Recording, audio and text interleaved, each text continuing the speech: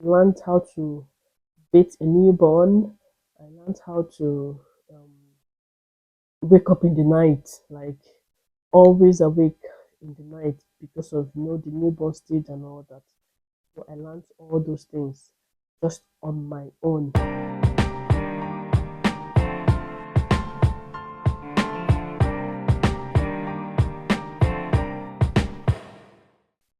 Hi guys, you're welcome back to my channel. Um, my name is Ivana Onime. I live in the UK with my family. Well, topic for today is motherhood in diaspora. What motherhood in diaspora? What does it mean to you? What do you understand by motherhood in diaspora? Well, from my own understanding, it means motherhood in a place far away from home. Doing motherhood in a country that like I won't say strange, it's different from where you're coming from. Doing motherhood in a place where you don't have community, being far away from home, taking care of your kids all by yourself, no community, no support from family and friends. So basically, that's what motherhood means to me. Um, so now I'm going to talk about my journey. I'm going to share my experiences, how I became a mother, how I'm adjusting to being a mother in a new country, what's the hardest part of being pregnant and raising kids away from family support, and if there's any surprising, positive, or negative aspect to it. Well, how I became a mother far away from home.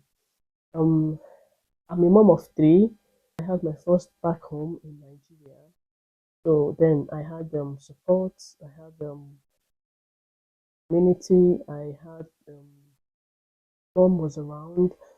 She came for Omoga, and when she left, my mother-in-law came, friends, my sister, everybody was just so close by that I didn't really like feel that that alone in space being a new mom. Fast forward to when I had my second child here alone. I had my husband. The good thing about it was my husband was around. My in-law was also around. So I basically did everything as a second time mom alone. I learned how to bathe a newborn. I learned how to um, wake up in the night, like always awake in the night because of the newborn stage and all that. So I learned all those things just on my own with the support of my sister-in-law and my husband. While I was in the hospital, after having my second child, she's a girl, when we were about to go home, and like I was like, "Are you not going to beat her?" They said, "Oh, if you want us to give her a bath, that's fine." I was like, "Yeah, please do because I need to see how you guys do it because I've not done it before." The newborn. So they showed me how, in their own way, how to bathe a newborn, which is totally different from what I saw my mom do. Very different. I mean, it was just basically they were just using um, cotton wool to just clean her. Just they didn't really bathe like that normal African way of bathing. So I just kept quiet, and when I went home, I was like, "God, how will I do this?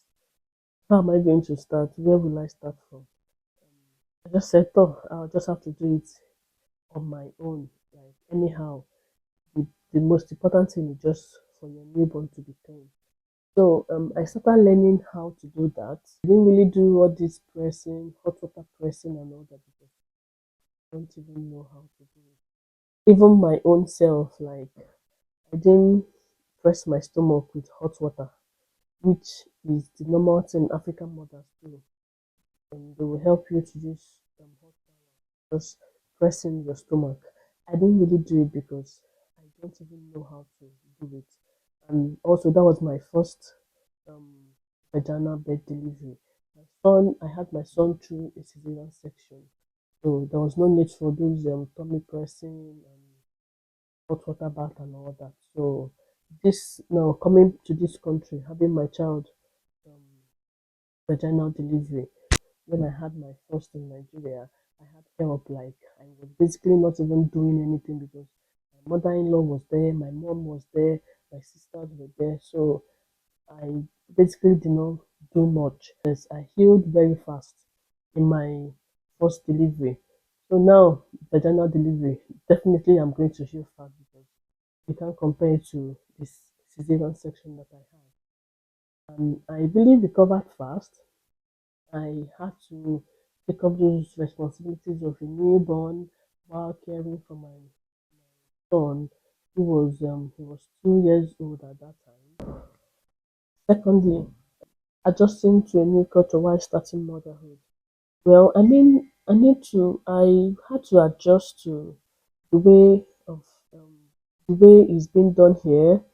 Okay, firstly, I was shocked because I know back home when you give birth to a girl, um, even right from the hospital, they pierce the baby's ear.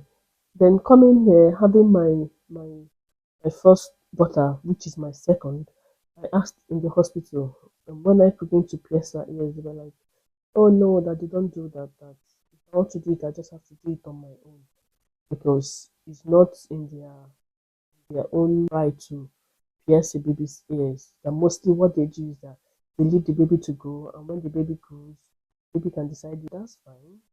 Then that was another cultural shock of it. I was just left with piercing the baby's ear that I don't even know how to do, where to do that. And when I came back, I asked around, and they were like, I can't pierce her ears now. I just have to wait till probably when she's like 4 months old or whenever. So as at that time, I didn't know what to do about it. I just said, oh, since it's just normal piercing of ears, there's no issue. We just have to manage and just live our life. Then another shock I had, like, back home when you have a child, there's some kind of practices that people do at that time. Like some people can just um during colic, they just tell you you can give your baby red oil or something to help to reduce the colic. I'm coming here, I found out that you don't just give kids anything, talking about babies. Before you give a baby something, it should come from your GP. Don't just administer like paracetamol. Baby that is not up to like 3 months old here in this country. Any issue you have with your baby, you don't self medicate. You go to the GP or to the E&E. Then sleeping at night. Well, I've always been this lucky that my kids they sleep well at night. I don't really have to do that night shift, waking up and all that. Maybe sleeping in the day and not sleeping in the night. They sleep in the day and they also sleep at night, which was what I was really very lucky.